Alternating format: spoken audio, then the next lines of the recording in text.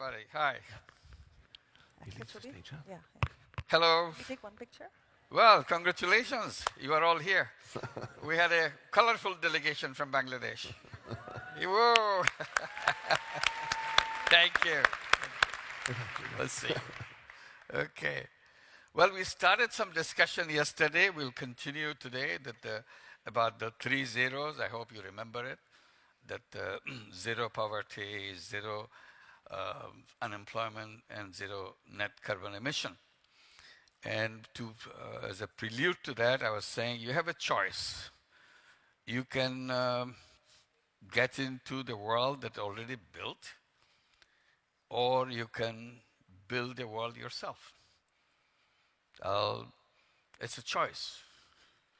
And as a creative person, as someone who wants to express his or her creative power, naturally will choose to the option of creating a world in the imagination that he or she could have. And that's the kind of challenge all young people have. There is a chance, good chance, that you can build your own world if you want to. So I would see that everybody kind of give it a try, because this is a time to make it happen, particularly because the world that we have created got into a lot of troubles, which we can try to fix it. We talk about it, how to fix this, how to fix that. Sometimes it's better to build something new rather than try to fix something which is too complicated. So this is our chance to make it a new world of the way we want. The moment you say we want or I want, you have to imagine it. Everything starts with imagination. If you cannot imagine, you cannot design.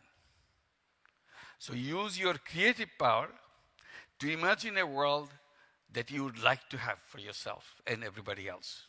That's the world that everybody should say, my God, this is a fantastic world. When you imagine, one interesting thing is there is no limit. It doesn't cost you anything to imagine. That's the beauty of it. Let it go. Let your mind go as far as they want. It's a limitless thing. So that's another power, that I can do things in my imagination, whatever I want, without any boundary, without any limit. Wilder the imagination is, better it is. Then the imagination has more value, that yes, you imagine something. So don't try to be realistic. It's funny, everybody wants you to be realistic. And here I'm saying, don't be realistic. Let your imagination go wild and create the world that you want to have. List them, what you want in that world. Number one, this is what I want in that world. Number two, this is what I want in that world. Put them all together and see how it fits in. You know, all of us are familiar with science fiction, aren't we? You all watch science fiction movies, science fiction television series, and we are fond of all those characters and the kind of gadgets they have. Where does it come from? Imagination. It doesn't exist. That's not realistic. It's just the imagination. Wilder the imagination on this, more we get glued to the screen to see, wow, isn't that something? And you watch every episode of the series, don't want to miss anything. Why? Because it's wild. Wouldn't it be great if we had that? Moving from one galaxy to another galaxy, doing all kinds of things. You know what? Because we have science fiction, it's not new, it's old stuff, science fiction. At one time, science fiction was about to go to the moon. How do we go to the moon? All kinds of funny things they can imagine and wrote a book about it, how to get to the moon. It's so far-flung idea. People laughed at it. How crazy a person can get, even to think about going to the moon.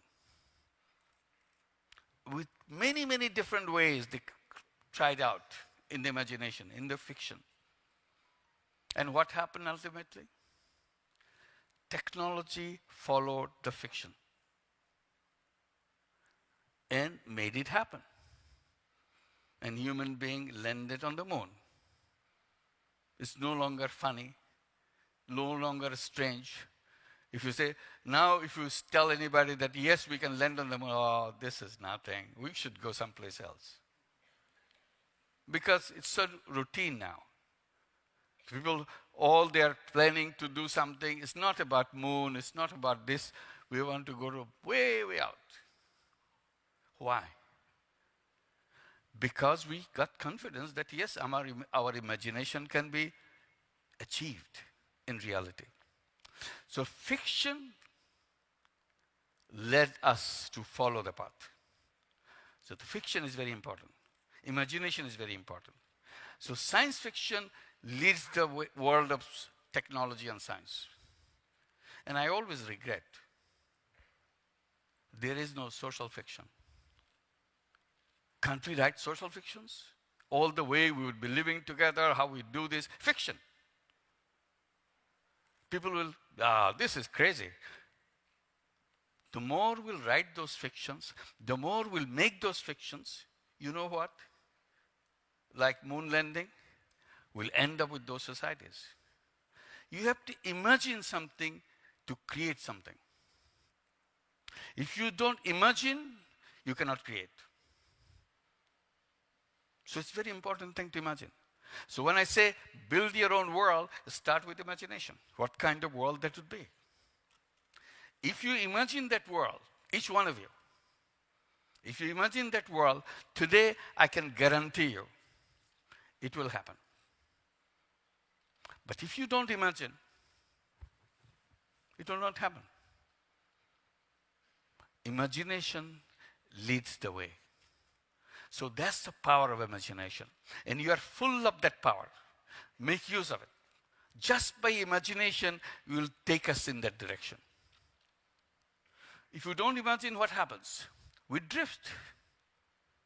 Every day is a new question. Every day we drift a little bit this way, because we don't have a destination. Imagination defines a destination. And it's very important to do that. What is our destination? What is your destination? And sometimes you can express it by saying, what is the purpose of my life? What is that? What am I here for?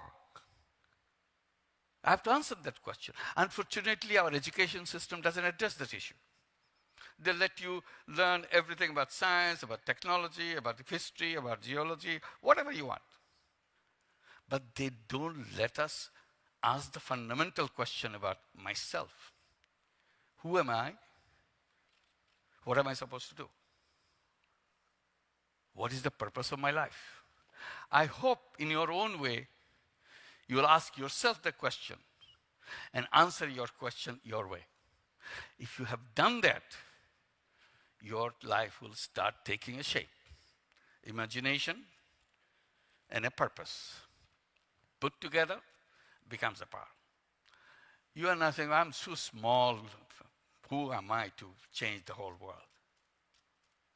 I can easily tell you, not only as a group, as a young generation, as a whole, you can change the world. You, one individual among yourself, just one individual, can change the whole world. That's the power you have. You can't feel it this way because you still don't know which one become the really mind-boggling idea which will change the world. It all needs an idea, that's all. And I can say it because I got involved with something which I thought at the beginning is a silly thing, little things, but it became big without my realizing it. First of all, microcredit. You remember microcredit? I'm sure you heard about it. Tiny, tiny loans given to poor women. Who ever thought it has any value, it has any meaning to anybody? Now it's a global thing. I'm sure you come from many, many different countries. Every one of your countries have microcredit programs, someplace, somewhere. It moved from one place to another because people needed it. I didn't have to go and advertise it, push it, no. People needed it. You did something which others needed. They picked it up. So today, that tiny thing that we did, the one that the story, as we tell, that it all started with $27 out of my own pocket. Just lending money so that people don't have to go to the loan sharks. And that $27 got into millions, got into billions of dollars, and so on and so forth. It became global. So who knows? Whatever that little idea that you have its own power to change everything. You don't have to go to books about it. The life is right there. Life is more powerful than a book.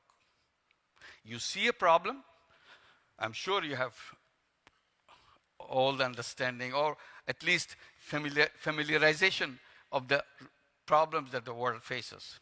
List them. Make a list of the problems. Number 1 problem, number 2 problem, number 3 problem, whatever it is. And they say, and then you decide, maybe I should try to do something about this problem.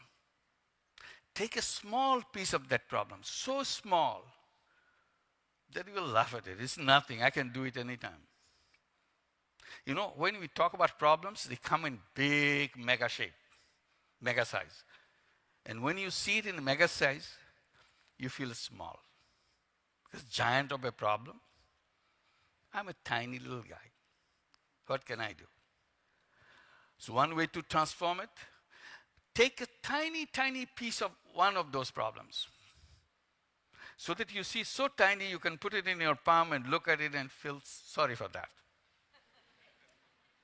They say, I'm going to fix you.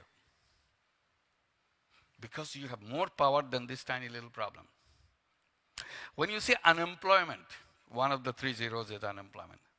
Unemployment is big issue. Every country has unemployment. And some countries have major issue. Particularly poor countries, almost every young kid has no prospect of finding a real job. You go to Europe, many young people are out of jobs. Youth unemployment, big. 30% youth unemployment. 30% of the young people can't find a job. 40% unemployment, yes, many countries with 40%, 50%, 60% youth unemployment. That's big. But if we say, all right, can I come up with an idea to take 5 unemployed young people out of unemployment? 5, or 2, or 3, doesn't matter. Does it sound like a big problem? No. It's not a rocket science. If you spend 15 minutes of your time, you can come up with an idea how to take 5 unemployed young people out of unemployment. Some of them will be crazy ideas, doesn't matter. Try it out.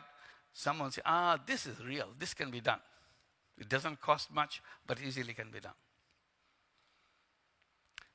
What do? You can create jobs for them.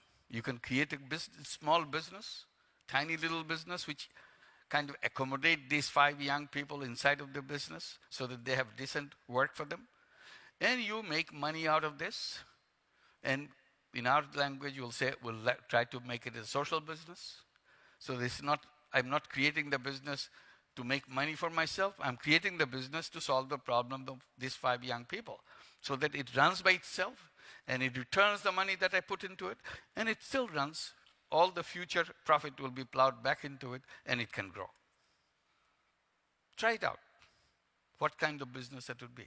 It will be a social business for you to employ 5 young people into a business which follows that. It can be done. Or you can come up with an idea how to make them into entrepreneurs. So each one will become a business person.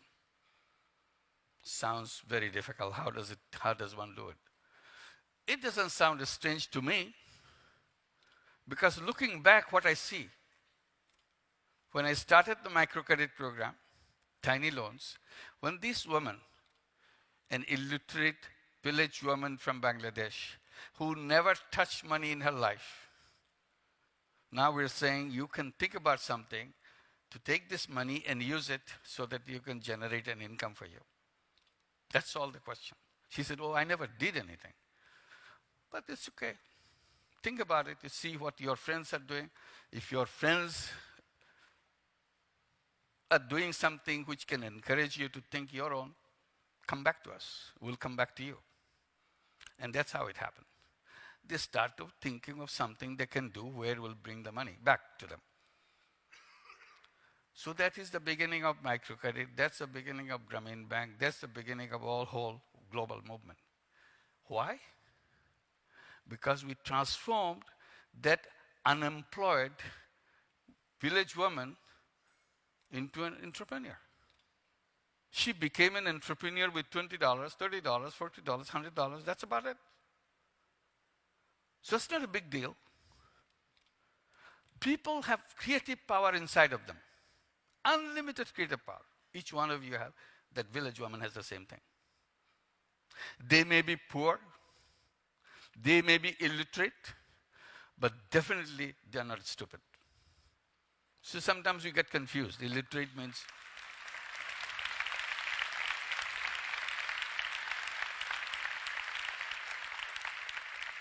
that's where we go wrong. We got kind of mixed up. Illiterate means stupid. It's not. He's a very smart person. The fact that he or she is alive, he or she can take care of himself or herself in a day-to-day way, shows enormous amount of creativity. Enormous amount of stay power. Simply we are not opening the door for her. Whole society closed all the doors for her.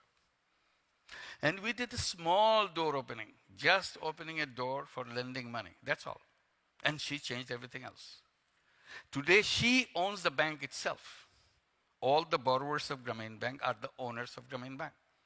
And you met two of these young people here. As Lamia was introducing, he belongs to Grameen Bank family. What she meant, they are the children of one of those borrowers. From illiterate parents, from the village. They grew up within that Grameen family. Grameen Bank gave her a loan to go to school, to go to college, go to university, get the degree. So you have, now if you take this girl from here and put her back into the village with her mother, they will look the same. Mother and the daughter, as usual, look same. One is younger, and others have marks of age and hard life on her face. This young girl doesn't have that. And you ask this girl, what do you do? She said, I'm doing my master's degree in Asian University of Women. Or I'm becoming a PhD. What does her mother does? She's illiterate. She never went to school. She had a hard life. She took $30 loan in her life and started doing things, and gradually the daughter was born. She was sent to school, as Grameen Bank always insists every child must be in school, and they did all the help. Today, entire generation comes out that way, with education. So naturally you should be asking the question, could her mother be a PhD too? What is the answer? Of course, yes. Of course she could have been a PhD. Of course she could have been a doctor, like her daughter. Then why didn't she do that? That's your question. What's wrong? Is there something wrong with her mother? No, nothing wrong. Very hardworking, very sharp woman. What's wrong? Nothing wrong in her. The world she faces is wrong. System she faces wrong. Nobody gave her a chance to go to school, even to learn the alphabets. Her daughter got the chance. Why? Because Grameen Bank came into their life. They opened the door. You must go to school. They persuaded the parents, send her to school. We'll make sure she continues as long as she can do it. She did it. Today she is in the One Young World, making speeches. The same family. Family didn't change. But opportunities make all the difference. So that's the door opener we're talking about. So if this woman, illiterate woman, can become an entrepreneur, what's wrong with the son? What's wrong with the daughter that they have to go for a job? That's why I tell them, all the young people like you saw here,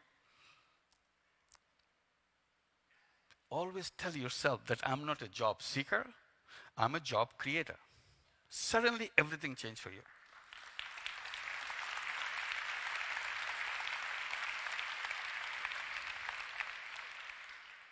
I tell the young people from Bangladesh, like her, like all the others, who are coming from Grameen family, when they're looking for job with job applications, asking for me to recommend them for some jobs. I said, I'm not going to do that. Why are you looking for jobs? What's wrong with you? I tell them, your education system has destroyed you completely.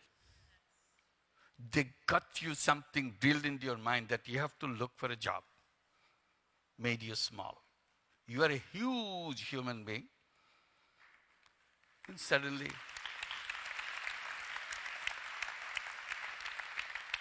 they ask you to do tiny little person asking for a favor, asking for a job. And when you get a job, where do you start? You start at the bottom. And what happens to your creativity is of no use to them. Your tiny little boss will tell you what to do.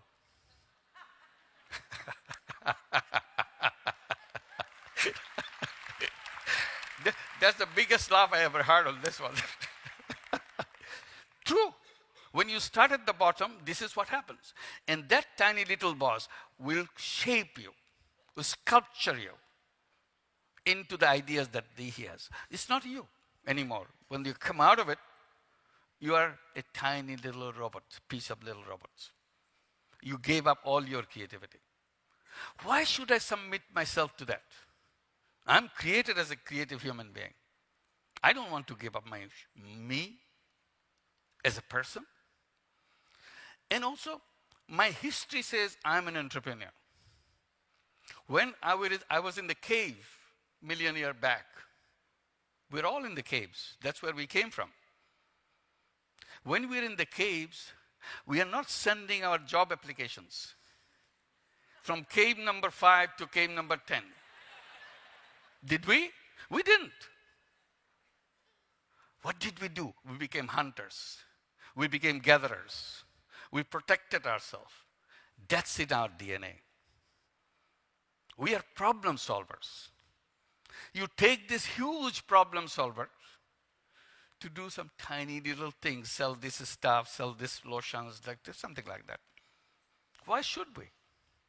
We are made for big things, but the society made us do little things. That's why society is wrong. That's why we have to create a world where we can be ourselves. Build the world that we want. Every one of us.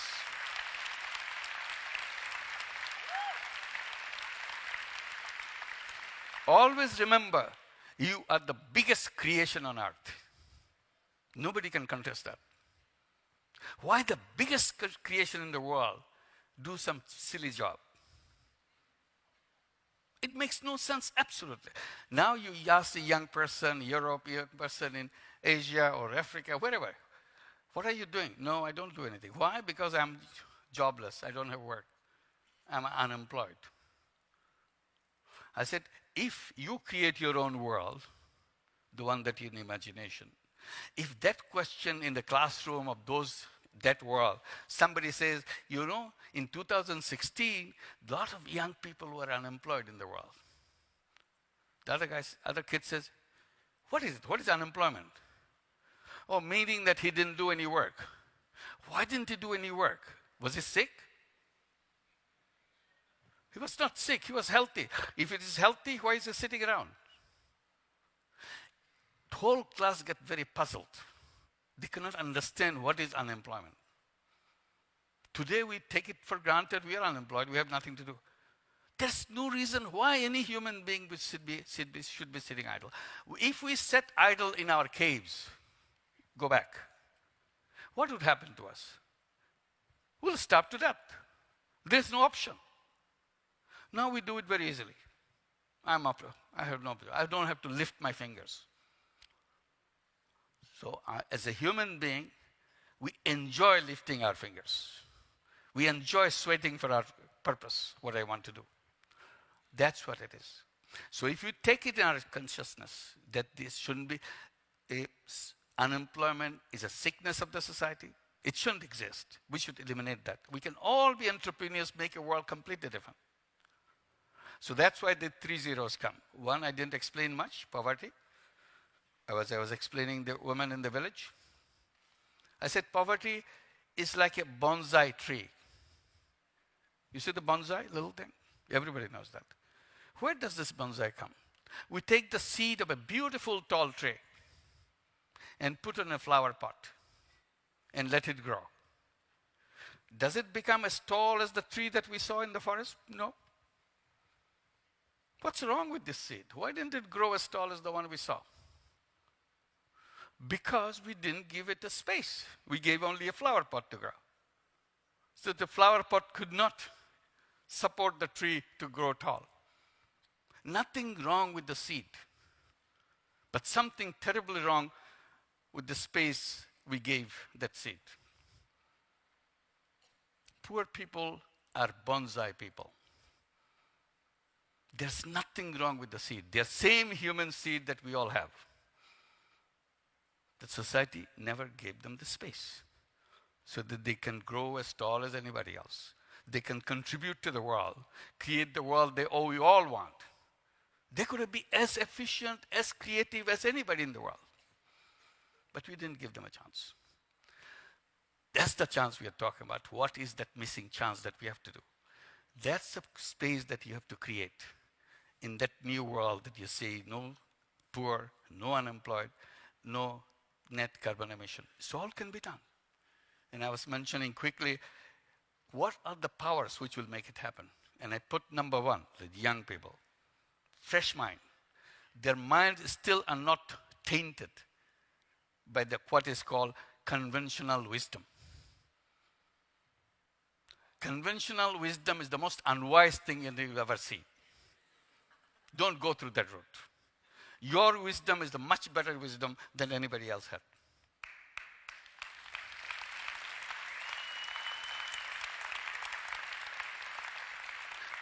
Stay with your ideas, stay with your mind, stay with your eyes. Don't look at things through the eyes of somebody else. Then you are done, finish. You always keep your eyes intact. Your university education, everybody will try to change your eyes. Protect yourself. Because otherwise you'll be sold into that other world that has planted eyes for other people. Keep your mind fresh. Because everybody is trying to make the mind completely done, finished, sealed. You can't open it anymore. By the time you go to the job, by the time you start under those tiny bosses, your mind will be sealed. You will start thinking like everybody else in the company. And that's the end of you. We don't want to see an end like that. So create the world that you remain fresh ever, completely ever since. And nobody has to escape from that. That's the challenge that we will have. And second one, we talk technology. Just a fantastic thing that's happening as a technology. What is impossible today, tomorrow it becomes possible. Very simple thing. Make a list of all the impossible things that you see around you. And let it go for 10 years, 15 years. You open it up. What are the impossible things we talked about in our discussion? You laugh at those things. These are not only possible, it's a routine thing, it's a silly thing. We never thought about it, it happened, now it's all there. That's the speed in which impossibles keep on becoming possibles. Then what is your role? Your role is before anybody else make the impossible possible, you do it yourself. So that push the history further. Don't wait for somebody else to do it while you are around. Why shouldn't you do it? And you can do it. It's not, again, earth-shattering idea that, how am I going to? Just focus on it. Believe that I have the power to do it. All I have to do is to tiny piece of that. Don't take the whole thing. Take the tiny piece of it and make it happen. We tell the young people in Bangladesh, like you met, we are not job seekers, we are job creators. And they say, what do we do now?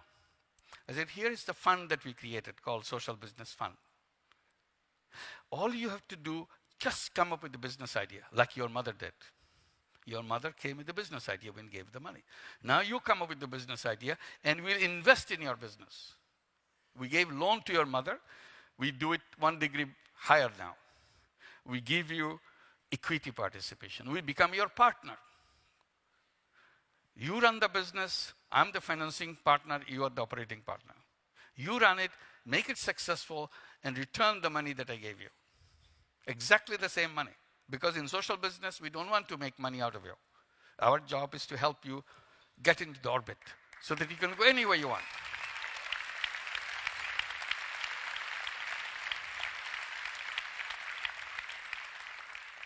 Does it look like an earth-shattering idea? No.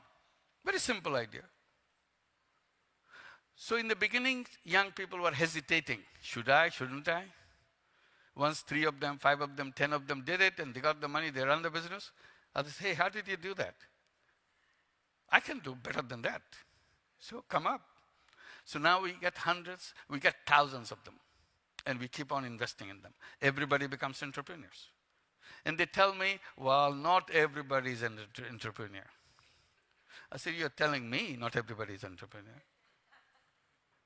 I said, I'm the one going around in the villages talking to women who said, no, I'm not cut out to run businesses. I don't know anything. I said, don't worry about it. You'll learn about it. It's inside of you. We just wait. We just peel off your fears. We peel off the things society has imposed on you so that you discover yourself.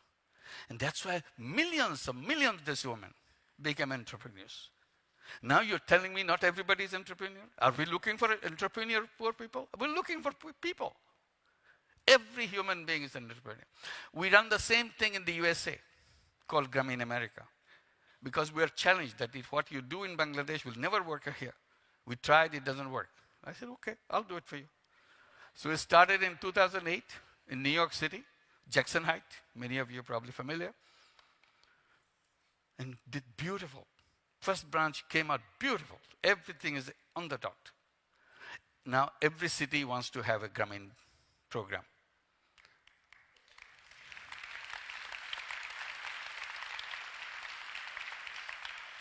We have now over 85,000 women as the borrowers of Grameen program. 50,000 of them in New York City. There are 8 branches. Women who doesn't even have documents, who cannot prove that she belongs to this country, the USA. But we give them loan. Just because she doesn't have any document, meaning is not a citizen, she doesn't have any papers, but we give them loans. They pay us back. We gave them $500 million already. Every penny is paid back. Ever since we began, the repayment record is 99.6%. Imagine that.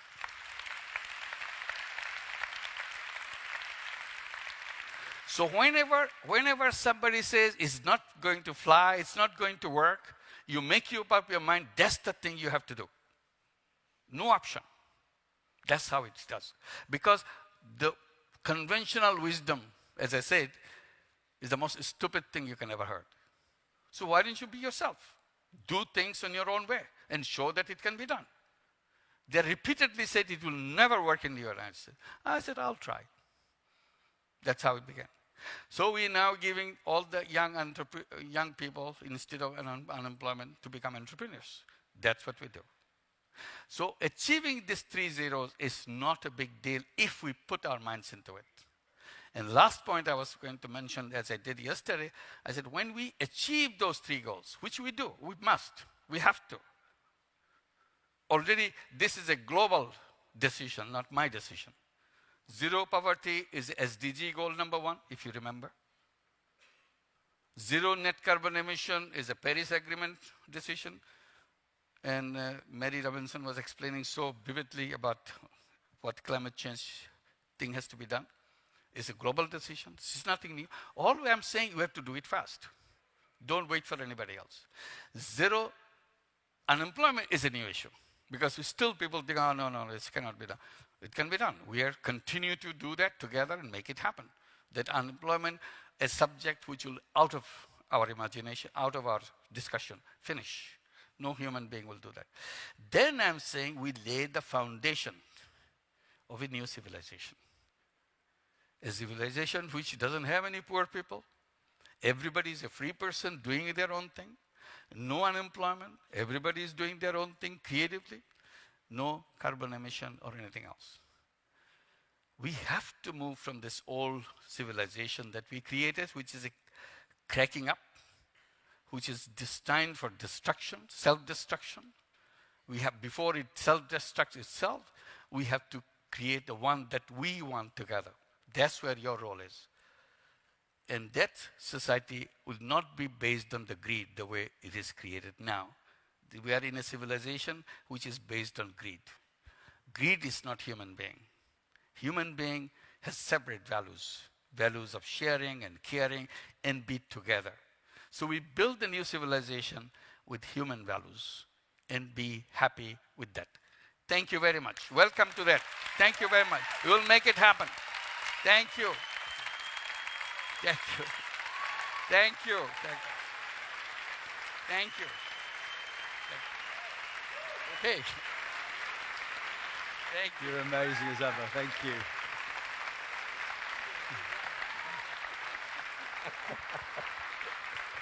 Thanks.